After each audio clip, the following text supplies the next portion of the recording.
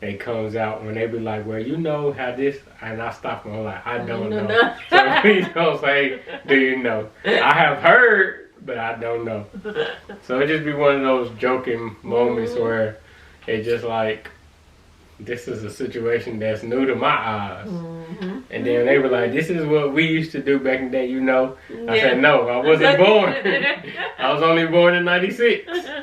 And then they'll revert their message and realize that, okay, I am talking to someone that's younger that doesn't know. So that's when they can take their mind off of the personal issue. And then they're able to reflect on what times was like back then. And then we can kind of shift the conversation into, okay, that happened back then. What are you willing to do now? Right. To make changes now. So I think that's one of the funnest things of having him along so far. Or just one right now. And being in a leadership position at your age. So it's teaching you how to deal with older people, you know, someone older that you are over. So that's funny, but also to throw back on that, it reminds me of how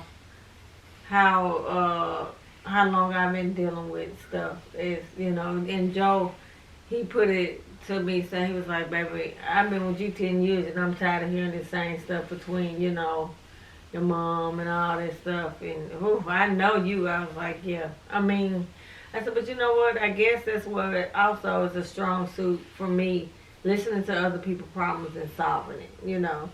But at the same time, when they do the same stuff over and over, my lesson now is I can't do nothing about it.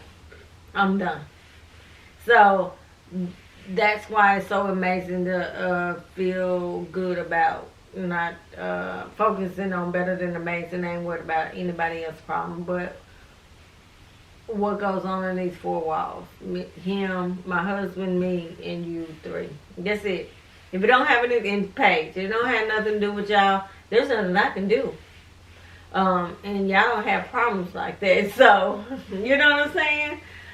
So, all right. So, that's good, though. That's good to hear that you're there. What and else? then with driving with hoppers, it's been pretty cool. And just making myself available for the loads and stuff, because it's like more waiting and whatnot. So just making myself available when I gotta wait, take my naps. Whenever I wake up, when it's time to go get unloaded, let them know I'm ready for another load and keep rolling. And that's been how it's been going ever since we finally got situated with everything. So Yeah. like it was gonna be since we got on camera, just trying out to see how everything gonna work. When I came back for Sandbox the next day, or that same night, I made it there. I got a load. Then that same night, the next day, we was gonna be testing our hopper. So the next morning, got up, drove to West Texas, and these past 4 weeks has been pretty sweet. From, even though like from the cooling hose breaking out of nowhere, from me getting stuck in the mud, the bumper coming off, those been like little hiccups, but at the same time, we've been able to run way more than what we was doing earlier. And then but I can say this, I did get a chance to experience what it was like to run sandboxing, but hopper trailers is much easier. Sandbox was easy, but the distance was further. But now it's more so the situation where You're waiting period. the waiting period, we got the gassing pretty much down packed, where since now we don't have to worry about paying out of pocket. It's more so just paying out when we get settlements. So now it's more so, that's not really a worry every 2 or 3 days. Gotcha. So now it's more so, the only worry is how many loads can I get in. So that has been the most. That's been the best. No, that's what has uh, relieved our frustrations Yeah. when it came to.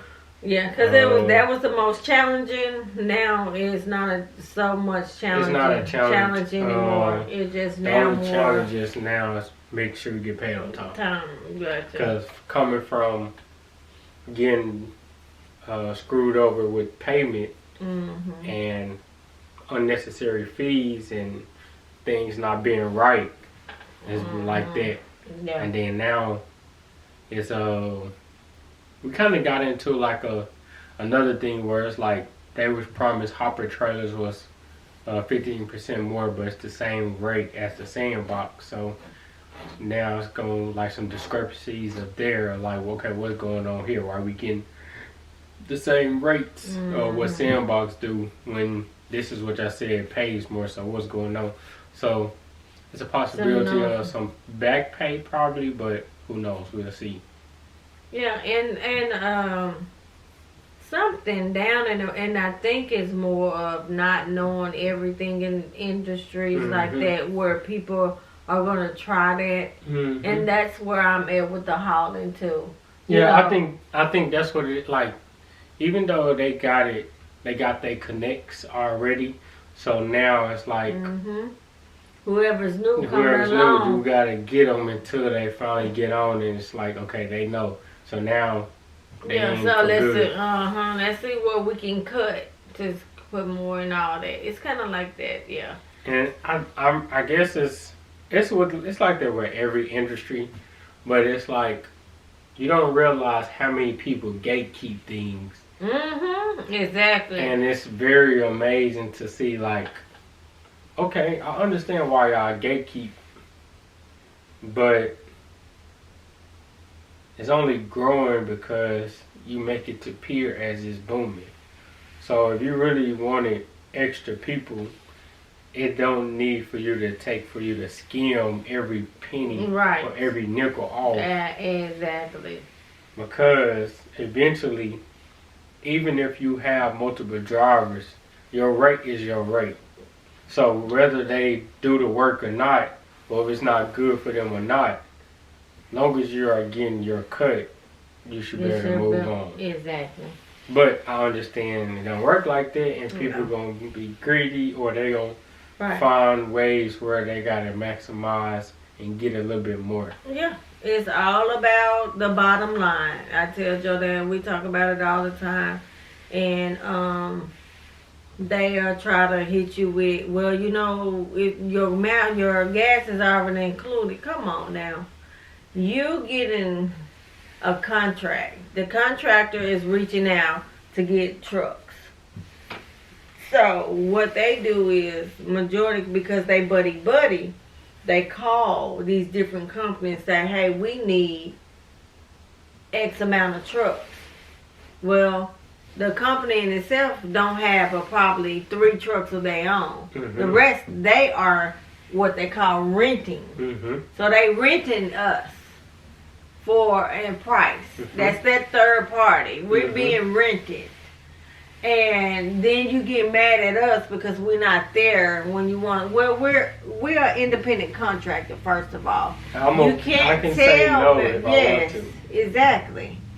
But when you do that, then they hold that grudge. They hold the grudge and they gonna call you. So now that's messing your money up. So the whole thing of it is try to get your own contracts, whether it's federal, state, or city. And so, you know your mama, what I'm working on, the big money. Don't get me wrong, this third party, the rent thing has been happening, but that's my main goal. Yeah, I just think it's funny where they forget about when you was there, and then when you tell them no, it's like it's the end of the world. Yeah. But I think it just... But I'm going to tell you, it's about building relationships and keeping it. So even that last company we was with, you know, when I went and I was telling them, hey, who I was, I don't need nobody saying that, you know, better than amazing hauling doesn't work, we don't show up. But you got to realize the job is going further and further out, and the pay is staying the same. Mm-hmm. So when you did the job, we were going from here to here, and it was taking my driver, 20 minutes there and back. Now it's damn near 45 minutes. What are y'all gonna do? Then you want to just put these BS incentives in between. Well, if you do more 3 loads, then we'll give you like a time and a half type thing and all that. Well, if I got to fill up twice, that's like $1,000. You cutting it, that's $500. Mm-hmm. Really, not 1,000, but that's $500, right? And then you're only charging me this amount an hour. So if I do this is my profit. I got to pay my driver. I got to put some gas in there. I got to pay myself. All of that. So logistically, it's not making sense. It's not making sense now on my end. Y'all getting y'all cut because guess what? If y'all paying me this amount, really, the pay is what? What did they say they're going to pay you for each truck? Exactly. And so, well, they're not going to tell you. They're not going to disclose that information. No. And it is bad if you go straight to the company and try to get hired through them. Especially if it's on their job and when you win. You can't do that. So, those things that you learn in this industry. Why is it bad if you try to go through the company? Because it's like I came to your house by Delson. Delson invited me to your house because you're the main man. You know what I'm saying? And so then I go behind Delson back and come to you. No. What if you say, hey, I'm going to go here? Well, no. Then Delson's going to get mad because if Delson making some money off of me, I'm cutting the middleman out. That means he ain't going to make no more money off of me. Well, he's not being fair, so I'm letting him know. Okay. But Delson is the man. He the one kind of opened the door and told me a little bit about such and such. But I'm like, hey, I can make a little bit more money if I cut Delson out and just talk to Chase. Because now I'm building a relationship with Chase. And so, what can we do? So, even if I do that, it'll be on another business thing. It won't be on a business adventure that where we all making money. It'll be something, hey, next time when you have another deal out there, you don't have to call Delson. Call me directly, and I negotiate on how much I will charge you. Yeah, that's what I mean. Right. Yeah. But you can't, those are the things that I be wanting to do to get my job. One of the things that I find funny in an adult society, there are still teenage games being played. Yes. And you know me, I never played teenage games. So, it's just more so like, no one really grow up. Especially the people that has the power and has the money. Mm-hmm. It enhances that immaturity behavior and level of thinking. Yes, you're absolutely right. This is at my job, everybody's like, and I was like, oh God. Monday come around, and Chanel, I don't mean to say this girl's name, sorry. My coworker called in Friday. And my other coworker said, oh, she was overdue for calling in. She called in on Friday. She might not be here Monday. And guess what? She wasn't at work Monday or today.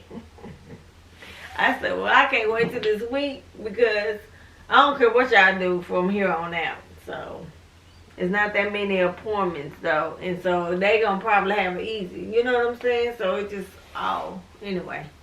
But, I have a plan. I'm going to say this and then I'm going to be done. I'm thinking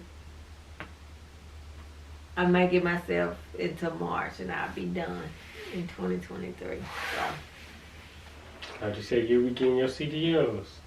You be getting in the truck. No, I'm not driving. No, I'm the admin. I'm the admin and the manager and do the events. I like to do that. So, yeah, I need to be working on my new business cards. That was my plan. My plan is to have our contractor's license before the end of this year. Do my certification for taxes. You should look in getting business cards. Alright, we got about a good minute and 30 seconds to end. Yes, I see the battery. Well, guys, I might have Chase say this on one of his YouTube channel video, a special announcement about when it happens. Alright, bet. And we can do can you put me on like 3-way thing? You know, it's like, hey, this is a special thing for Eye to Eye coming through Chase Way. Well, anyway. But yeah, when it happens, that's when I'll let you know. Because I want you guys to know before the end of the year. We might, are you going to be here? So yeah. If you're not going to be here for New Year's, yeah. I definitely want to. I'm working Christmas and New Year's. Have the news before 2023. Alright, bet. Because I promise you guys, I'm going to have it before the end of the year. I'll show you Monday or Sunday. Okay. Well, that's all we have, guys. Until next time, thank you guys for listening. See you later. Peace. Peace.